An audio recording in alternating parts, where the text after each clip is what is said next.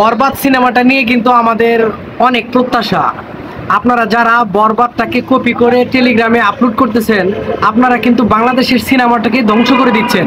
ভাই, এটা করা যাবে না।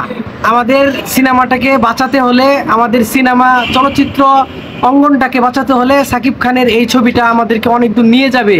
এটা করা যাবে না। আপনি যারা এই ধরনের পাইরেসি করতেছেন, এই পাইরেসিটা ভাই বন্ধ করে দেন, তা না হলে কিন্তু আমাদের সিনেমা একেবারে ধ্বংস হয়ে যাবে। এখান থেকে প্রডিউসার, পরিচালক, ওনাদের অনেক আশা, ওনারা বিজনেস করবে এবং আমাদের ছবি আরো সামনের দিকে এগিয়ে যাবে। ওনারা যদি এই সুযোগটা না পায় আমাদের কাছ থেকে, তাহলে কিন্তু আমরা আরো ভালো ছবি কিন্তু বাংলাদেশে পাবো না। সো সাকিব খানের কেরিয়ারের সেরা অভিনয় করেছে বরবাদে নিঃসন্দেহে, এবং বাংলাদেশের ইতিহাসেও কিন্তু এটা সেরা চলচ্চিত্র আমার মনে হয়। আমার দিক থেকে বাংলাদেশের সাকিব খানের ছবি আপনারা যারা দেখেন না, তাদের কাছে রিকোয়েস্ট থাকবে আপনারা এই ছবিটা অন্তত পক্ষে দেখেন, এবং এই ছবিটা দেখার পর কিন্তু সাকিব খানের প্রতি আপনার ধারণাটা পরিবর্তন হয়ে যাবে। তো এখনই পাইরেসি বন্ধ করুন, তা না হলে কিন্তু চলচ্চিত্রটা একেবারে ধ্বংস হয়ে যাবে। ভাই, এটা বন্ধ করে দিন। আর হল থেকে মোবাইলে ভিডিও করাও বন্ধ করে দিন। একজন সচেতন নাগরিক হিসেবে এটা আপনার দায়িত্ব এবং কর্তব্য।